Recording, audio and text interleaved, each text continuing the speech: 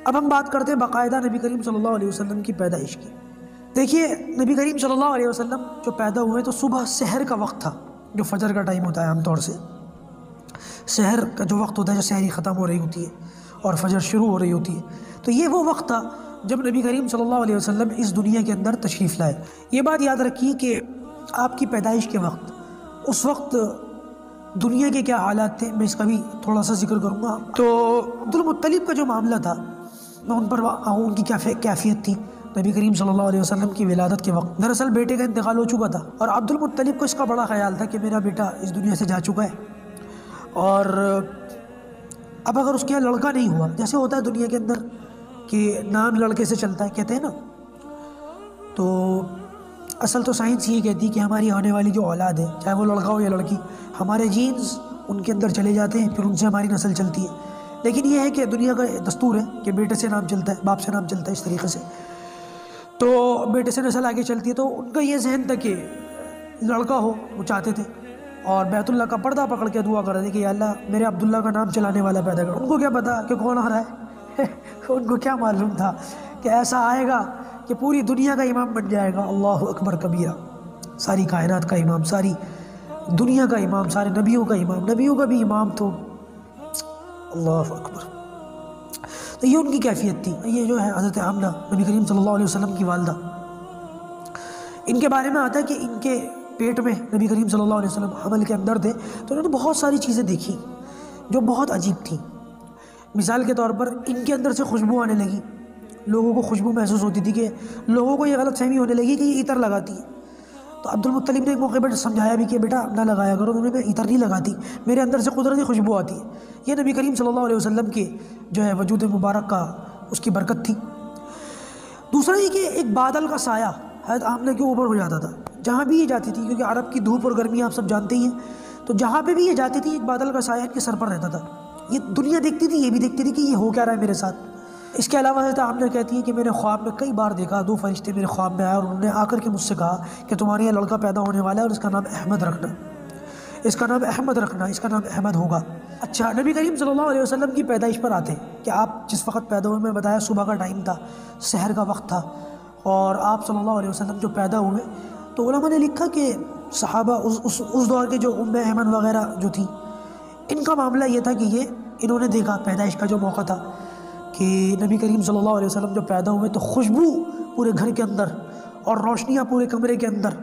اور بچوں کے اوپر جو پیٹ کی گندگی وغیرہ ہوتی ہے وہ لگی ہوئی نہیں تھی، پیدائشی طور پر ختنہ ہوئی ہوئی تھی، مختون پیدا ہوا ہے۔ اللہ کے رسول نے فرمایا ولیدہ مختونہ، مجھے مختون پیدا کیا گیا، ختنہ کی نہیں گئی، پیدائشی تھی۔ اور لکھا کہ اس موقع پر نبی کریم صلی اللہ علیہ وسلم جب پیدا ہوئے تو پیدا ہوتے ہی اللہ کے رسول صلی اللہ علیہ وسلم نے سجدہ فرمایا،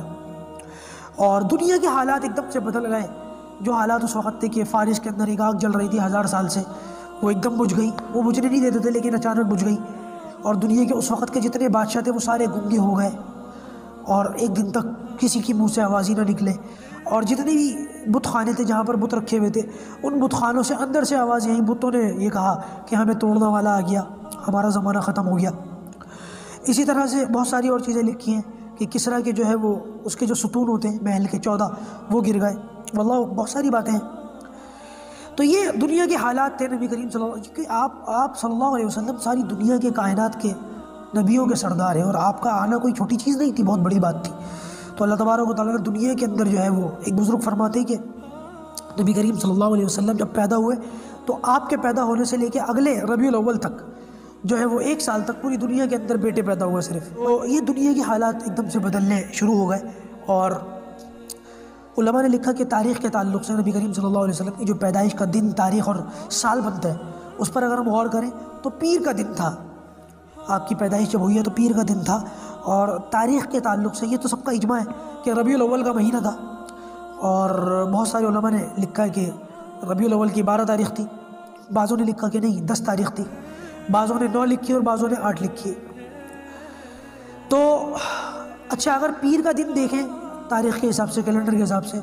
تو 8 تاریخ بنتی ہے۔ 8 تاریخ کے حساب سے پیر کا دن فٹ بیٹھتا ہے، تو اکثر کی رائے 8 کی ہے، بعض کی 9 کی بھی ہے، بعض کی 12 کی بھی ہے۔ زیادہ تر کا رجحان جو ہے وہ 8 یا 9 کا ہے، 12 کا رجحان ذرا کم ہے لیکن کم ہے۔ تو پیر کا دن تھا، اور 570 عیسوی یہ سال تھا، عیسیٰ علیہ السلام کو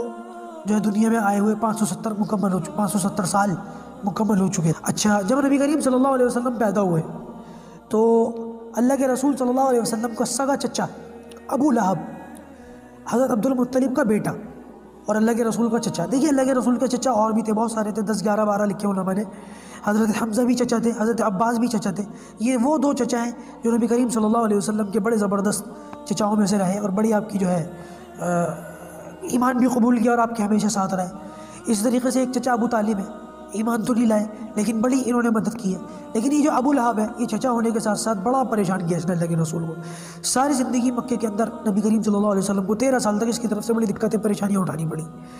کانٹے بچھا دیا کرتا تھا راستے میں، اللہ کے رسول کے بہت پریشان کرتا تھا، بہت زیادہ جو ہے۔ اس کے بارے میں آتا ہے کہ جب نبی کریم صلی اللہ علیہ وسلم کی پیدائش کا اس کو پتہ چلا تو ایک اس کی لونڈی تھی صوبیہ، حضرت صوبیہ، تو بعض علماء نے صوبیہ لکھا ہے، بعض نے ثویبہ لکھا ہے۔ کتابیں میں دیکھ رہا تھا تو کہیں پہ صوبیہ لکھا ہوا ہے، کہیں پہ ثویبہ لکھا ہوا ہے۔ تو یہ صویبہ تھی، انہوں نے آ کر کے، یہ لونڈی تھی ابو لہب کی، تو انہوں نے آ کر کے کہا کہ عبداللہ کے یہاں لڑکا پیدا ہوا ہے، بھائی کا تو انتقال ہو چکا تھا، تو بھائی کا کیونکہ انتقال ہو چکا تو سب کو خاندان میں توقع یہ تھی کہ کاش لڑکا ہو۔ تو ابو لہب کو جب پتہ چلا کہ میرے بھائی کے یہاں بیٹا پیدا ہوا ہے تو خوشی کے مارے اس وقت، بعد میں تو اس نے ستایا لیکن اس وقت خوشی کا اظہار کیا اور اپنے انگلی کے اشارے سے ایسے یہ اشارہ کیا کہ تو آزاد ہے، کہ تو نے جو مجھے خوشخبری دی ہے نا، اس خوشخبری کے نتیجے میں تجھے آزاد کرتا ہوں، اشارے سے تو آزاد ہے۔ جب اس کا انتقال ہوا، اس نے ستایا تو بہت، تبت یدا ابی لہب و تب، یہ صورت آپ دیکھ لیں نا، لاسٹ آخر کی 4تھی صورت ہے قرآن مجید میں، سورہ لہب کے نام سے، اسی کے نام سے۔ تو یہ اس نے جب اس کا انتقال ہوا تو حضرت عباس رضی اللہ تعالیٰ انہوں نے خواب میں دیکھا اپنے بھائی کو کہ بڑا پریشان گھوم رہا ہے اور سر میں مٹی ڈال رہا ہے، کچھ معاملات ایسے۔ تو انہوں نے پوچھا کہ کیسے ہو؟ تو اس نے کہا بہت پریشان ہوں